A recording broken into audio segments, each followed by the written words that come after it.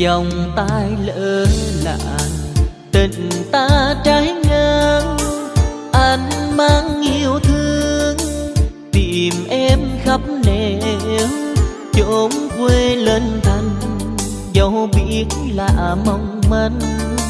Nhưng vì tình anh trao em là hơi thở, vắng em một giờ anh như kẻ dại khờ bước giữa đời.